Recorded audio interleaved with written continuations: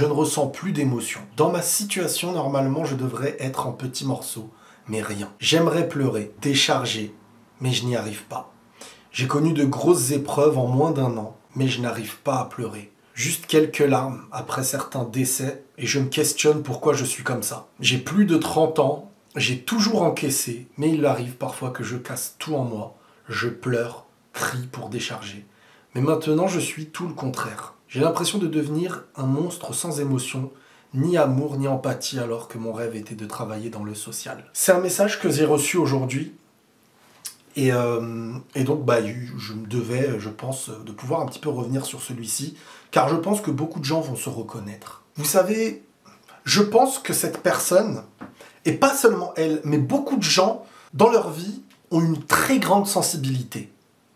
Et ils ont, par l'expérience de cette sensibilité, compris qu'ils avaient beaucoup de douleurs, qu'ils ressentaient des choses, et ils se retrouvaient dans des situations où ils avaient peur et mal, d'avoir peur et mal. Le mal, avant même qu'il arrive, était un problème.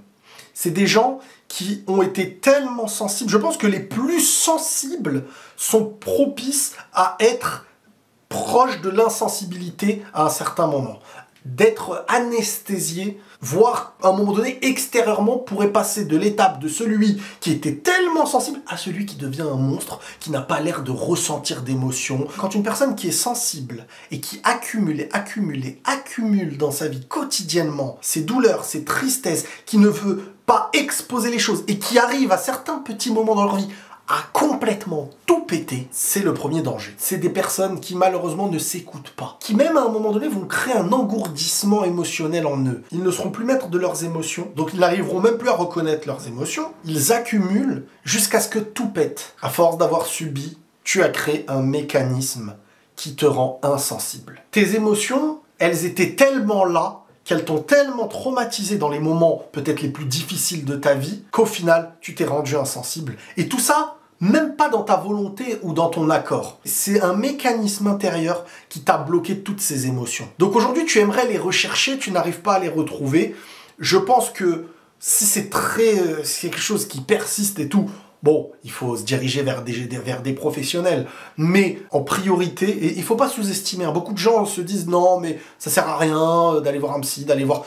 C'est pas vrai. Bien sûr que si tu arrives avec les tiens à exposer, à être compris, que ton entourage, tu grandis dans un environnement où cet échange naturel peut avoir lieu, donc tu arrives à faire sortir en toi, à être compris, avoir un bien-être. Mais le problème, c'est que si toute ta vie t'as accumulé en toi, c'est que tu n'étais pas dans l'aisance de pouvoir exprimer ce que tu avais en toi. Donc tu as accumulé pour éviter les conséquences émotionnelles ou extérieures, pour qu'à un moment donné, tu ne puisses plus rien contrôler chez toi et que tout explose. Sauf que le moment de choc, il y a un moment brutal comme ça qui vient perturber ta vie, peut-être une immense épreuve, je ne peux pas savoir c'est laquelle, et là, d'un coup, tu passes d'une personne à l'autre. Et les gens, même extérieurement, ne vont plus te comprendre. Ils ne vont pas savoir que tu auras été peut-être 10 fois plus sensible que la norme, pour au final faire naître une chose où les gens se diront mais qu'il est devenu complètement, ou qu'elle est devenue complètement insensible, cette personne.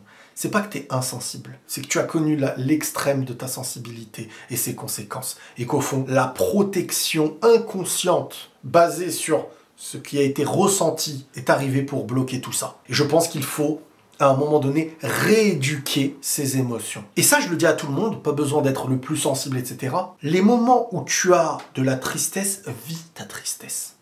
Les moments où tu as des larmes qui doivent couler, fais couler tes larmes.